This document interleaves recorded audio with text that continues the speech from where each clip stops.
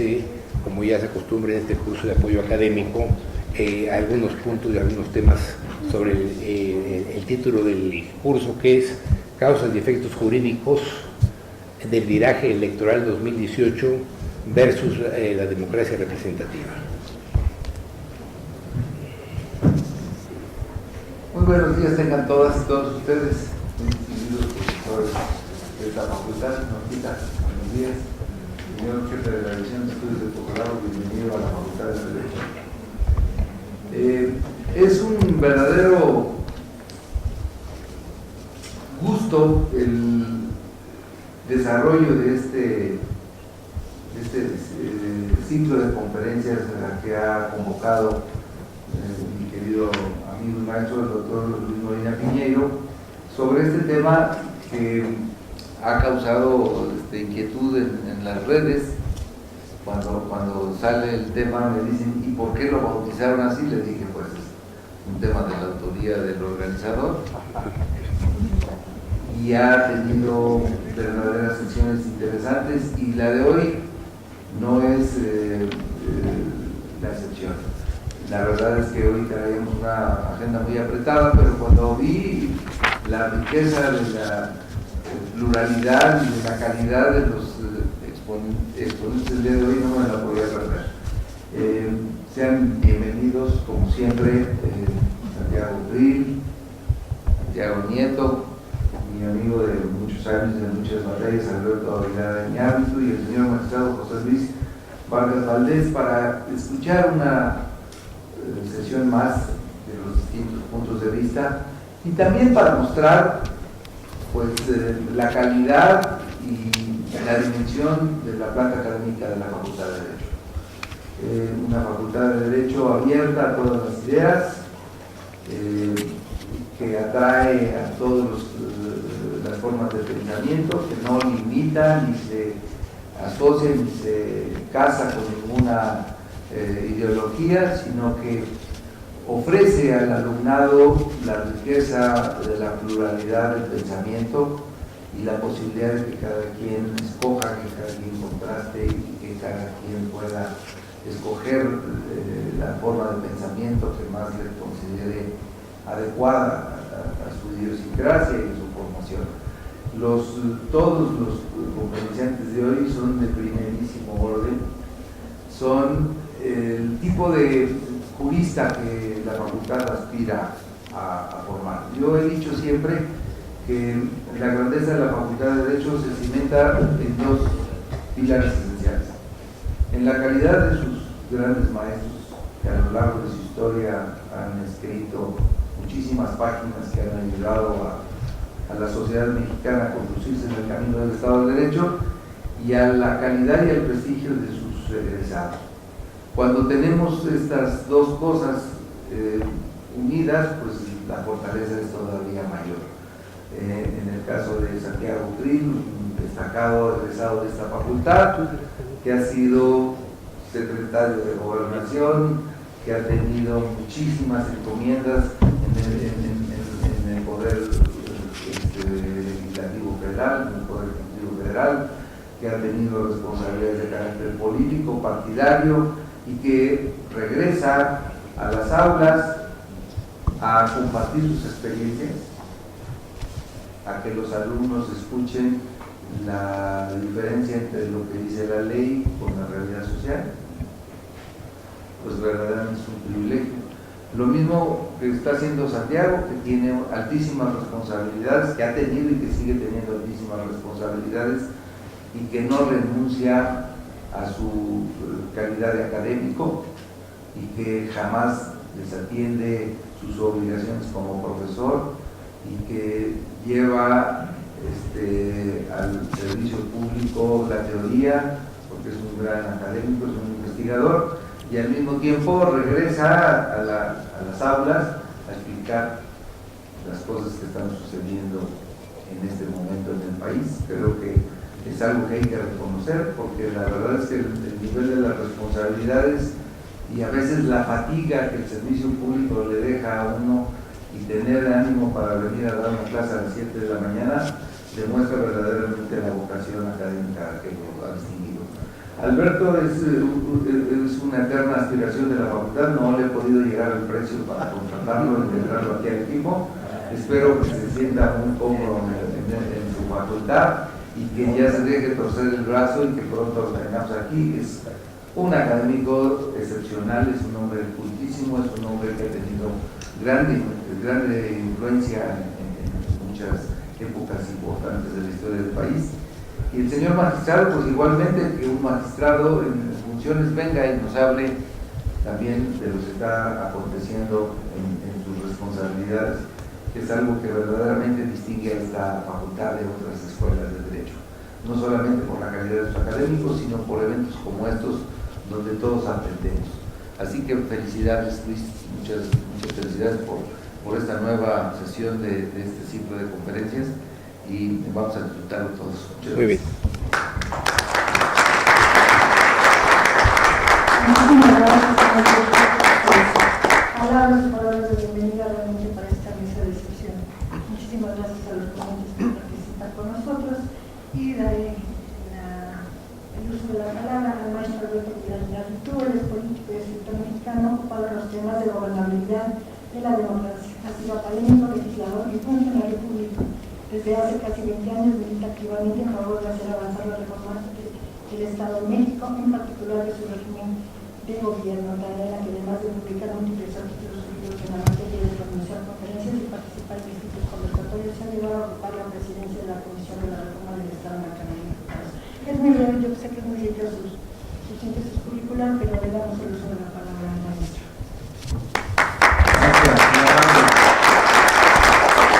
Muy buenos días a todas y a todos. En primer lugar, quiero agradecer a mi amigo el doctor Contreras por su palabra, y luego que Dios bendiga a gente tan honorable como estamos a su doctor.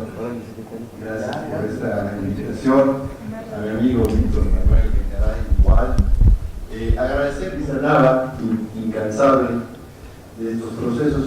Y pues esta mesa de lujo que me toca compartir con mi amigo Santiago Perillo, con mi amigo Santiago Nieto, con el maestro José Vargas, que estoy seguro que será de gran utilidad para todos los que estamos aquí en este auditorio, porque vamos a permitirnos escuchar cosas de mucho contenido y muy importante sobre un tema de la mayor relevancia, porque miren ustedes, antes del 1 de julio del año pasado, el eterno debate al interior de la transición a la democracia entre hacer avanzar las reglas de ejercicio del poder y no quedarnos únicamente con las reglas de acceso al poder, que es en donde se concentró la transición a la democracia, y que contribuyó a dar ese sesgo que yo llamaría electoral a la democracia de México. Se concentraba en un debate coyuntural que tenía dos cosas vistosas en este momento. ¿Cómo avanzábamos hacia los gobiernos de coalición en la ruta que muchos hemos destacado y subrayado como necesaria para México, que denominamos el régimen presidencial? Y la otra, ¿cómo hacíamos avanzar el sistema de partidos hacia la conformación de dos grandes bloques? No quiere decir que un solo partido, podrían ser alianzas, un bloque de centro-izquierda y un bloque de centro-derecha, que permitieran establecer en el centro acuerdos fundamentales del país, de tal forma que la pluralidad y la eficacia de la democracia se encontraran y caminaran. Cuando uno se pone a pensar en esa discusión y se amanece en el 2 ¿Cómo va de tu julio, grupo? Muy bien, ¿no? pues, ¿Cómo te has sentido? ya vemos que es otro país. Sí, Entonces, ¿estás disfrutando? simplemente hacernos las preguntas de qué pasó, ¿verdad? Pues, ¿qué pasó? Que se desmoronó, entre otras cosas, el sistema de partidos construido con la transición.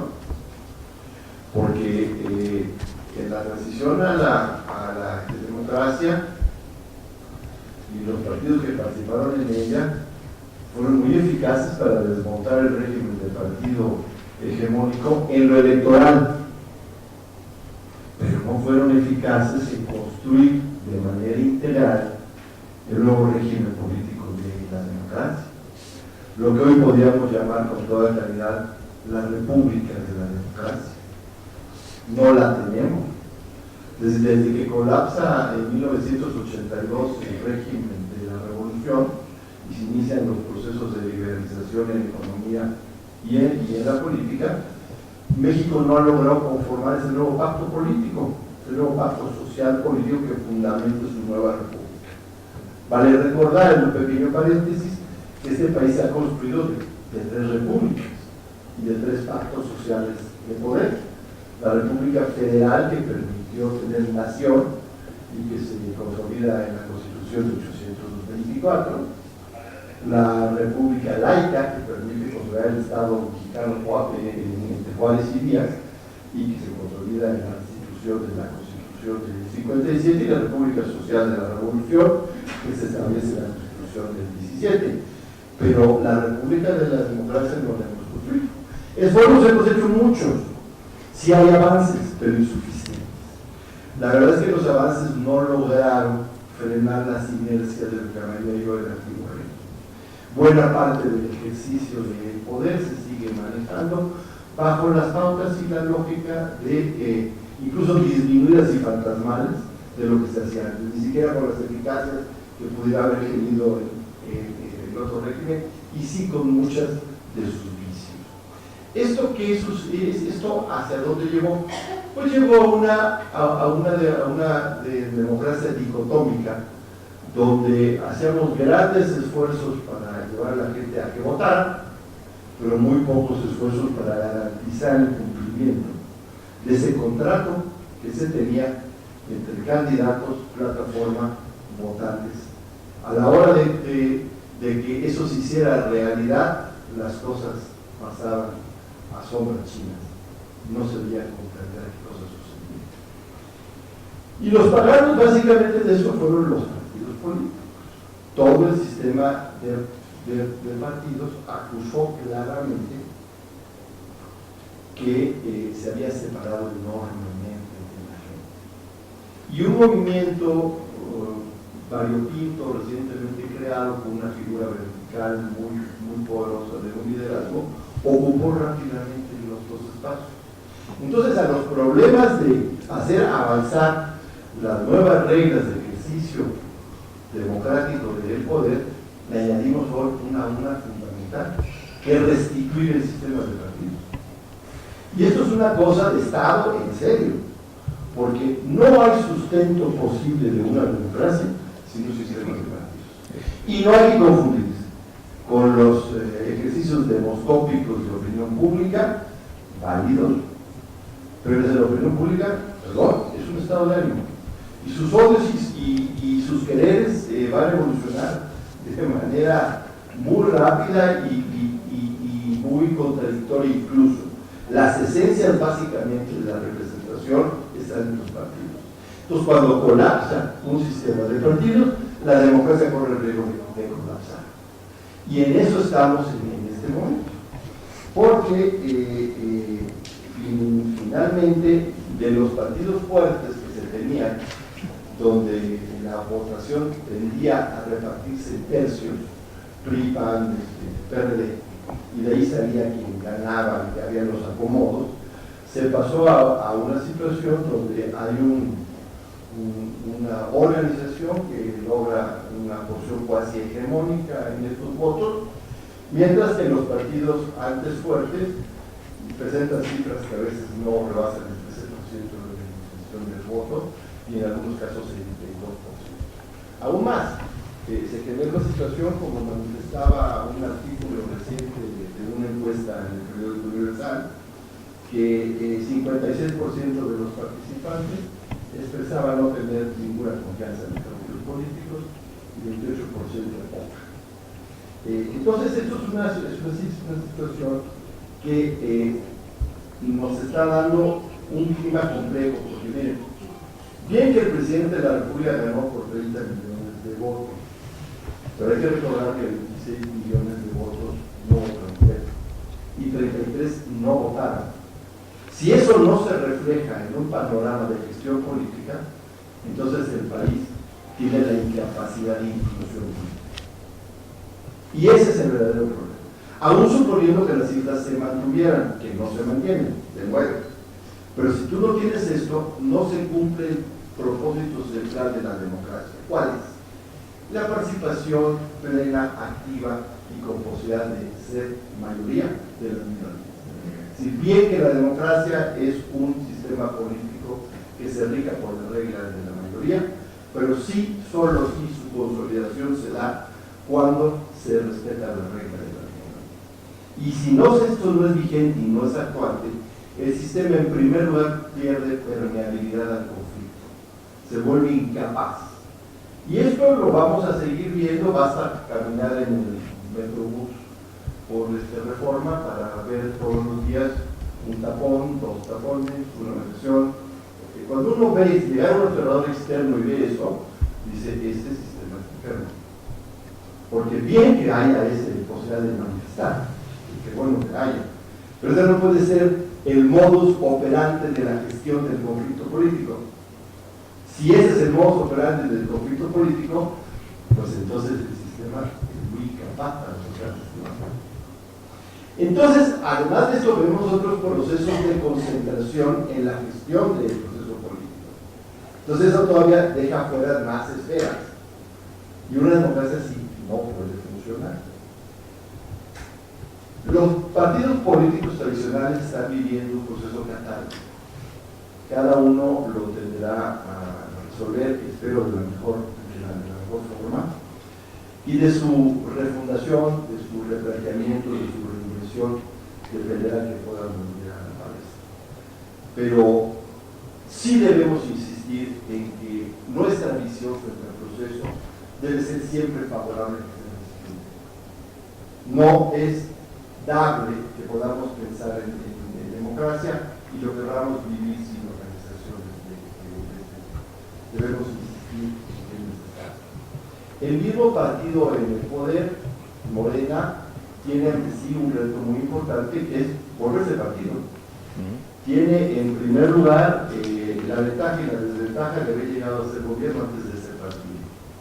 Y eso es una situación muy compleja, porque además hemos visto cómo los partidos que nacieron antes de sus gobiernos en turno sufrieron enormemente el peso de ser gobierno, porque no hubo el cuidado de distinguir la diferencia fundamental que hay entre gobierno y partido. Y cuando eso no se distingue, quien sufre en primer lugar son los partidos, porque tienden a ser el eslabón débil frente a los gobiernos. Y entonces lo que sucede es que los partidos llegan a ser absorbidos como aparatos gubernamentales, desnaturalizados. En primer lugar, porque si bien un gobierno para gobernar tiene que correrse al centro, eso es lógico, pero un partido no, un partido tiene que mantenerse como vanguardia de su propio gobierno, siendo leal hasta la plataforma que lo llevó. Después de eso es una organización. Cuando eso se pierde, los partidos políticos dejan de ser el vagón del tren para convertirse en el cabuz. Es decir, de vanguardia se vuelve carga. Y esa situación destruye las posibilidades de maniobra del mismo gobierno y las del partido. Al final los dos pierden. Si eso pasa con partidos que ya estaban hechos, con un partido que no está, es todavía mucho más reducido. El otro punto que se vive en este proceso es que ha habido un gran reflujo de militantes de distintos partidos que se vuelven hacia Morena en la búsqueda de una opción de representación, y eso no termina de dar forma al esquema, al contrario, es una gran conflictividad, y lo estamos viendo en los procesos locales que se están viviendo para este año. Entonces ahí, Morena, para fortalecer, tendría que ser muy vigilante de sus procesos, tener mucho cuidado frente al populismo y tratar de encontrar una mayor homogeneidad y un rumbo. El otro asunto, los otros partidos más pequeños no están mejor, siguen un poco, no voy a extenderme mucho por no hay tiempo, pues siguen un poco los efectos tendenciales de lo que estoy diciendo. Y el otro planteamiento es que hubo más de 52 intenciones de registro de nuevos políticos, de nuevos partidos políticos. Esto no ayuda. Obviamente no van a registrar el 52, pero los que registren es demasiado. El problema no es ese. El problema, hay que recordar lo que decíamos antes del 1 de julio, es llegar a establecer grandes bloques. El país necesita forzosamente construir un bloque de centro-izquierda, centro-derecha que le dé estabilidad. Si el país no tiene eso, el país corre el riesgo de la polarización. Y la polarización es lo que ha dado los peores resultados de los procesos que en América Latina hemos venido viendo cada vez que se desmorona un proceso democrático tradicional. Cuando si no eres de los míos, eres de los otros. Y entonces ya no hay margen, porque incluso gente que podría ser calificado de ideas muy similares a quienes están en el gobierno se vuelve enemigo simplemente porque tuvo crítica. Y entonces en ese momento la polarización lleva a la destrucción, al enorme conflicto. Entonces es urgente que esta franja de centro-derecha, centro-izquierda se restituya. Bueno, dicho esto, el planteamiento es qué restitución de partidos políticos necesitamos, porque ya vimos que lo que hicimos hasta este momento no funcionó. Bueno, pues en primer lugar, reconocer cuál es el diseño constitucional de nuestro sistema de partidos. Y el diseño constitucional nuestro les otorga básicamente dos funciones y la segunda divide en dos partes. Obviamente una función de carácter electoral, que es la que más cumple, y otra relativa al ejercicio del poder, que es la que no cumple. La función relativa al ejercicio del poder tiene dos partes. Una, la relativa a ser el bosque fundamental entre la demanda ciudadana y la toma de decisiones. Es decir, el proceso de inclusión de la resolución del conflicto. Ese es el elemento fundamental. Y la segunda, ser el responsable central de la educación cívica del robustecimiento de la cultura de la democracia. Es decir, la construcción de escenarios. Bueno, ya tengo 3 minutos, entonces me iría yo a un planteamiento más. Nosotros necesitamos partidos políticos, en primer lugar, comprometidos con la construcción y buen funcionamiento de la República de la Democracia. Esta no se va a generar de manera espontánea. Esto se tiene que generar con un pacto político decidido de que queremos vivir una república democrática donde el interés general prime sobre los intereses particulares y nos permita quitar este tufo de oligopolio que vivimos en esta democracia joven. Ese es el elemento principal para que podamos ser incluyentes. Y tiene que haber un compromiso de esos partidos políticos restituidos en esa lógica, consigo mismo, con sus militantes y con la gente. Necesitamos partidos políticos comprometidos con la construcción de la ciudadanía integral, económica, política, social, civil. Necesitamos que los liderazgos se generen a partir de la solución de las causas de la gente y una labor educativa permanente con la gente a partir de esas causas y no a partir de los compadrazgos y todos estos vicios que se han venido penetrando en los partidos políticos por parte de los grupos de poder que se preocuparon. Con la casi 45.000 ciudadanos era el derecho de asociación. Y para eso lo que dicho partido apelaba es que si bien en los cómputos no alcanzaron por unas décimas el 3%, es decir, en la presidencial alcanzaron el 2.78, que fue la más alta que tuvieron, sí se consideraba la representatividad que tenían en ambas cámaras, en la Cámara de Diputados y en el Senado de la República, eso podría superar el 3% respecto de otros partidos que no tenían esa representatividad que ellos tenían. Aquí lo que nosotros básicamente nos tocó analizar pues es una determinación del 12 de septiembre del Consejo General del INE, en el cual el INE lo que hace es un ejercicio prácticamente mecánico, que es a partir de los cómputos de toda la República determinar si cumple o no cumple, y si no cumple el 3% que marca el artículo 41 constitucional, proceder a la pérdida del registro.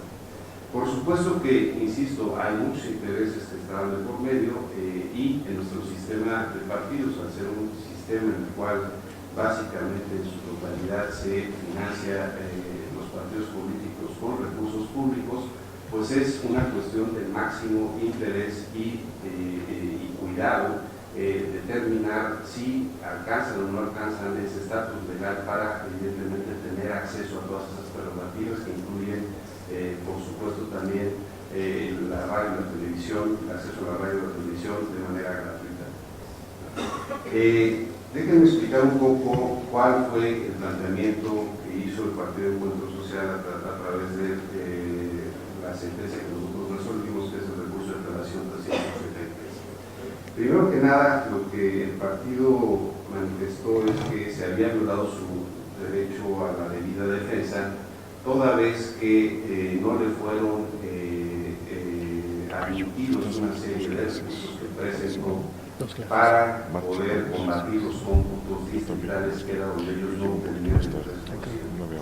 Sin embargo, aquí lo que hay que decir, creo que eso no fue todo explícito en los medios de comunicación, es que dicho partido sí tuvo acceso a los recursos de inconformidad que deben presentar. Desafortunadamente los presentaron 3 días tarde en un 80% de esos juicios de impugnación. Nosotros como juzgadores, cualquier tribunal pues tiene que aplicar las reglas procesales, porque las reglas procesales es parte del equilibrio procesal de todo juicio, donde pues, los actores, las partes se sujetan precisamente a esas reglas de tal suerte que implica pues no darle ventaja a nadie en un juicio. Y pues precisamente al no haber podido, digamos, ser admitido ese agravio por parte del Partido Social, del Movimiento Social, apelaron a un segundo agravio que era una interpretación por persona para precisamente tratar de hacer o de maximizar el derecho a asociación de militantes y que nosotros, digamos, de alguna manera encontráramos una interpretación flexible que les fuera favorable. Aquí lo que hay que señalar pues, es que partíamos de una cuestión fundamental que es cuál tiene que ser el deber del intérprete constitucional frente a una norma que se expresa y que a mi modo de ver desde un principio luego así lo anuncié a mis colegas y también a las partes, cuando se habla y cuando la Constitución establece de manera explícita que los partidos políticos deberán alcanzar el 3% y la reforma constitucional de febrero de 2014 además es todavía más digamos, flexible al establecer que podrá tener el 3% en cualquiera de las 3 elecciones federales, ya sea presidente, ya sea senadores, ya sea diputados federales, pues es el requisito mínimo y a mi modo de ver, como ya decía, pues la matemática no se interpreta, el 3% es el 3%, el 2.99% no es 3%, y eso era la regla constitucional básica e indispensable. Han existido ocasiones donde evidentemente nuestros juicios pueden ser criticados y siempre estamos sujetos, y yo lo he dicho, los jueces, para empezar, quien tenga aspiraciones de ser juez, tiene que partir de la base que no va a ser carrera política porque no va a generar popularidad. ¿Por qué? Porque el 50%, como decía, de nuestros casos, pues la gente se inconforma y el otro 50% está de acuerdo, medianamente de acuerdo con nuestros fallos, pero no podemos los jueces aspirar a buscar ser populares. Tenemos que buscar aplicar la norma y, por supuesto, aplicar la norma en congruencia con nuestros precedentes para de esa manera pues ir generando una jurisprudencia y un bagaje que genere doctrina en el sistema jurídico. En ese sentido, lo que creo que era una resolución muy delicada y muy importante, porque de no haber nosotros optado por ese resultado, es decir, por ese fallo, pues probablemente estaríamos ante una imposibilidad de aquí en adelante a pues quitarle el registro a un partido político. Es decir, si nosotros empezamos a flexibilizar esta norma, pues iban a existir múltiples interpretaciones de aquí en adelante para poder, digamos, esquivar o tratar de encontrar una interpretación más favorable. Y en ese sentido, y esto tiene que ver pues básicamente con la teoría de la interpretación constitucional, en mi opinión los jueces tenemos que partir de, antes de cualquier cosa, ya lo decía Lisura Arteaga y también Ricardo Bastini, tenemos que interpretar primera que nada la literalidad de la Constitución, es decir, lo que dice expresamente la norma. Y posteriormente, si ese aspecto no nos lo permite, pues ya podemos pasar a los siguientes niveles de interpretación, como puede ser la gramatical, la sistemática, la integral, la funcional, o incluso se habla de una interpretación social de la Constitución. Pero, insisto, antes que nada, no podemos perder de vista que la Constitución no es una entelequia, la Constitución es un cuerpo de normas que parte de un pacto social que se deriva de la representación política y social y que tiene nombres y apellidos que acordaron tener esas reglas básicas del juego democrático y que es lo que a nosotros nos corresponde aplicar como juzgadores. Ya lo decía también Hans Kelsen en toda su defensa de quién debe ser el guardián de la Constitución, y es que los jueces constitucionales, antes que cualquier cosa, nos corresponde, primera que nada, defender la Constitución, y esa se defiende a partir de su aplicabilidad estricta. Y por supuesto, cuando existan esas lagunas, cuando existan estas dudas de interpretaciones, donde podemos nosotros ir a profundizar, a interpretar y por supuesto a maximizar derechos. En este caso, yo decía en el debate que tuvimos, que así como nadie se puede beneficiar del principio jurídico, que nadie se puede beneficiar de su propio dolor, en el caso del encuentro social, nadie se podía perjudicar, de su propio triunfo. ¿Por qué razón? Porque Encuentro Social firmó un convenio de coalición, como ustedes saben, con el partido Morena, con el partido PT, es decir, la famosa coalición Juntos Haremos Historia.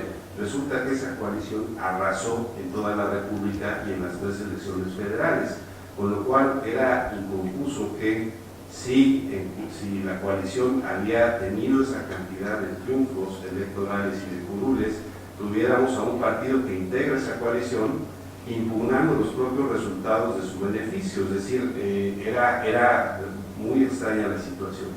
¿A qué se debe? Y creo que es una cosa que debemos tener en cuenta. ¿A qué se debe esa cuestión que puede ser un tanto contradictoria? Pues primera, a que nuestras normas legales, en particular el artículo 12 de la Ley General de Instituciones y Procedimientos Electorales, establece la forma como se tienen que hacer los cómputos para dichas coaliciones. Y básicamente los cómputos, para ponerles un ejemplo, es si en la distribución de votos, básicamente en algún distrito, pues no sé, Morena obtiene 5 votos, el PT obtiene 3 votos y Encuentro Social obtiene 1 voto, pues básicamente esa distribución se tiene que traducir de las actas que se computan, se tiene que traducir de igual manera a los votos que tiene cada partido. Con lo cual, eso en pocas palabras lo que quiere decir es que en materia electoral y tratándose de coaliciones no puede haber transferencia de votos para esos efectos. Sí puede haber transferencia, y eso es el caso complejo y raro, sí establece nuestro sistema la posibilidad de que haya transferencias de curules, es decir, que una vez que ya se computaron esos votos, que ya existen las fracciones parlamentarias de cuánto le tocó a cada partido político, a través del sistema de coaliciones, por ejemplo, militantes de Morena puedan ir a integrar la fracción de Encuentro Social o viceversa. Eso sí lo permite la legislación, pero eso ya estamos hablando de un pacto parlamentario, es decir, ya se trata de una fase posterior a eso que marca la Constitución, que es el umbral de tener el requisito, y que ese requisito tiene una razón de ser, tiene que ser por méritos propios de la fuerza de cada partido político. Segundo aspecto, como ya decía, es el tema de los criterios que el Tribunal Electoral ha establecido en esa materia. Y esos criterios, por supuesto, que van en el sentido de maximizar y creo que ahí eso es también algo que no benefició al encuentro social, que ante la confusión del electorado, porque como ustedes lo saben es francamente confusas nuestras boletas electorales y puedes votar por una opción o tres que caen al mismo beneficiario, a la misma coalición, se ha privilegiado hacer valer el voto del ciudadano, es decir, que ante la confusión, en la medida que haya una voluntad inconfundible, incontrovertible, de que quiso votar por alguno de esos candidatos pertenecientes a esta coalición, se compute, pero obviamente, y aquí hay que decirlo, pues también la táctica política cuenta mucho. En el caso, quien traía la marca de toda esta coalición, pues era el partido Morena, por lo cual la ciudadanía, aun cuando quisiera votar por los otros partidos de la coalición, pues en ocasiones hubo confusión y privilegió el voto al partido mayoritario. Y tercer aspecto, creo que tienen que ser los convenios de coaliciones en sí mismos. A mi juicio, los convenios de coalición están generando, y creo que ese es, como ya lo decía el doctor Nieto, en una fase revisora del sistema electoral mexicano, tenemos que volver a analizar ese punto porque están generando distorsiones.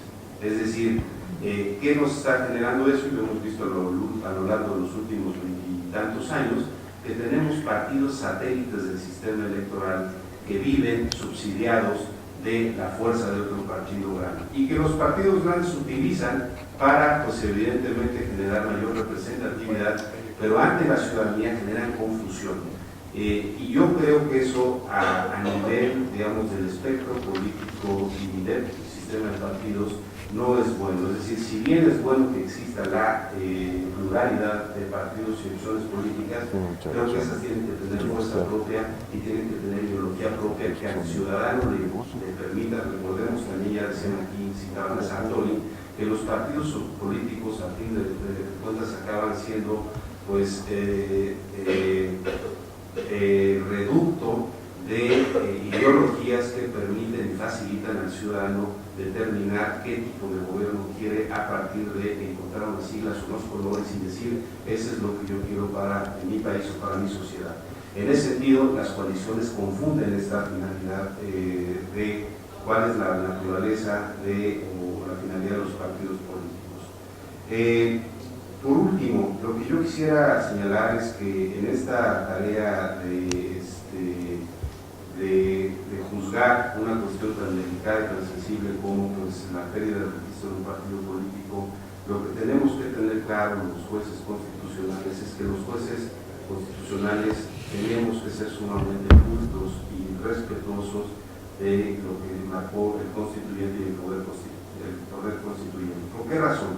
Porque si no caemos en un grave peligro para la sociedad, que es la discrecionalidad judicial, y eso puede conllevar, es decir, una cuestión que implica podernos por encima de las reglas y pactos sociales. En ese sentido, yo estoy convencido que lo que nos corresponde es esta entelequia, esta metáfora de la que hablaba Bruce Ackerman, que es que los jueces constitucionales no somos sacerdotes sagrados en los cuales nos emana luz divina para aplicar la Constitución a la sociedad acorde a las nuevas tendencias o momentos sociales.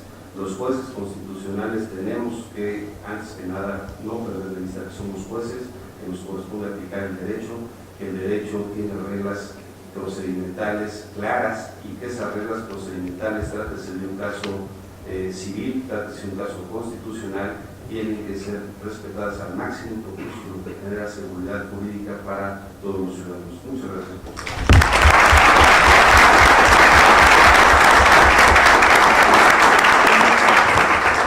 Muchas gracias, hemos escuchado y nos presentamos todos los puntos de vista muy diversos. Ahora yo quiero agradecer a Santiago Nieto porque ya me dio ideas para el curso del próximo año, porque habla de una interpretación popular de la Constitución. Entonces la pregunta es hasta dónde el Estado de Derecho del Tribunal Constitucional representativo, qué cabe de esta Constitución y qué hay que sacarle al Estado de Derecho Constitucional representativo, que es el que queda vigente como como señalaba en la historia, después de la caída del muro de Berlín, y que lógicamente en la democracia representativa, que ya se consideró aquí también como los primeros exponentes, era como el paradigma democrático a través de la organización de partidos políticos, porque la cuestión de lo popular es un término incierto, ¿no? O sea, ¿qué es popular? Y bueno, pues, hay, como le dije, una precisión jurídica que pueda decirnos qué es popular. Entonces puede caer uno en las cuestiones estas de que popular es aquello que representa un personaje carismático, ¿no? Que tú también plantearse en tu ponencia, ¿no? Como el observador va de la primera elección con un porcentaje de votos tal, a la siguiente va a un porcentaje mayor y finalmente va a un porcentaje más grande, ¿no? Uno de los efectos que yo creo que nosotros tenemos en la academia, necesidad de poner una reflexión, es que el régimen representativo, una de las funciones es no permitir el retorno a la formación premoderna de los líderes carismáticos. Porque el régimen representativo, a partir del siglo XIX, ya no se diga desde la segunda mitad del siglo XX, lo que pretende con esta cuestión es alejarse del poder carismático. Y yo creo que uno de los temas, uno de los efectos que ha sido la elección del 18, ha sido un poco transportar el lenguaje usual de la democracia representativa con un talante y con una forma de actuar distinta, sobre todo con una idea diferente a la que los especialistas tenemos de Estado de Derecho representativo, ¿no? O sea, una concepción en el caso del derecho civil de que se pueden romper contratos de manera unilateral cuando la licencia de un contrato pues es su relación bilateral y una generación de derechos y obligaciones, y segunda, el no respeto de una jerarquía que en la concepción democrática es dada en esta concepción científica jurídica de una norma fundamental que deriva de ahí todo el orden jurídico, y pensar que con los elementos jurídicos menores se puede transportar los elementos jurídicos superiores.